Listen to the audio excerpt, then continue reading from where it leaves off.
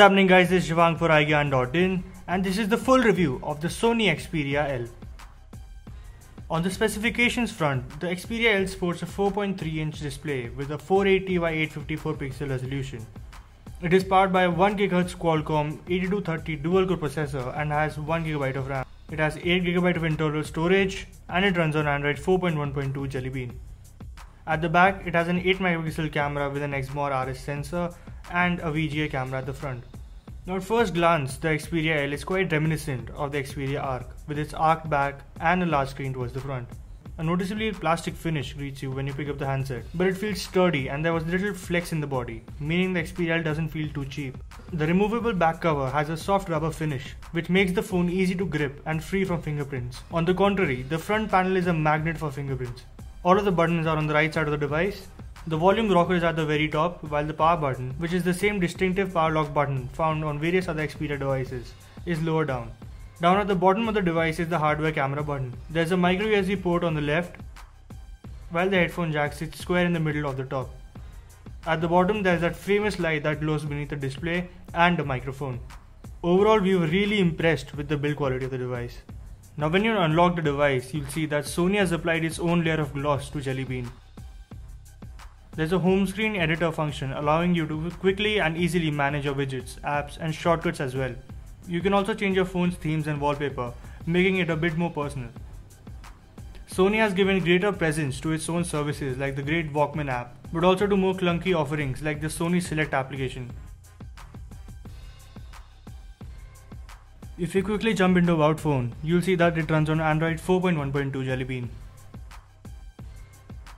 Onboard Sony firmware clearly has an impact on the advertised 6GB of internal storage, of which only 5.8GB is usable.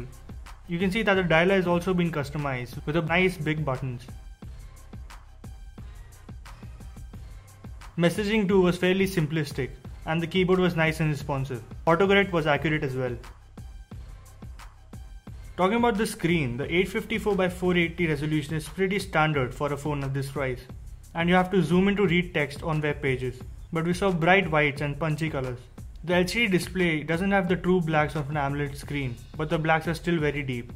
It's a high quality display for a relatively inexpensive handset. The first one is the fact that this is an IP57 certified dustproof and waterproof or water resistant tablet, so you can actually dunk it in water, take it swimming with you, use it outdoors while it's raining. All those things can happen.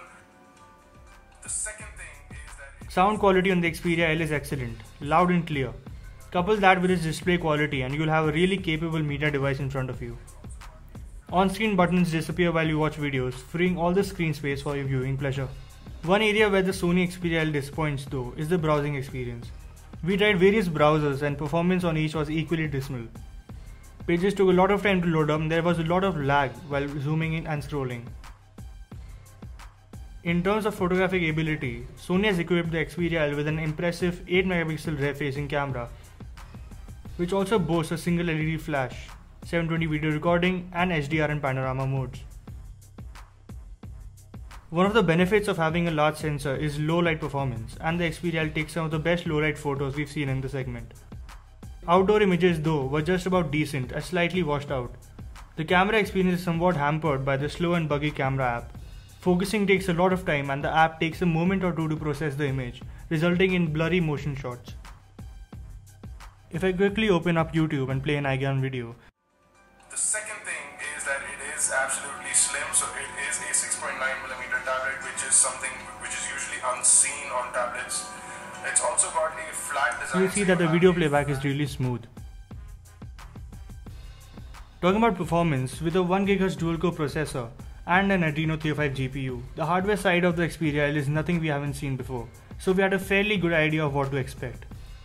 In conclusion, we'd say that the Xperia L copes with everything pretty well, and while there is a hint of slowdown every now and then, that's expected from cheaper handsets. What should help it stand out in its fairly crowded category are its looks and design. If you have any questions or queries, do leave them in the comment section below. You can also catch us on Facebook, Twitter, Google+. Do subscribe to our YouTube channels at youtube.com/iGyan, youtube.com/iGyanTV. This was Shivang for iGyan.in. Thanks for watching.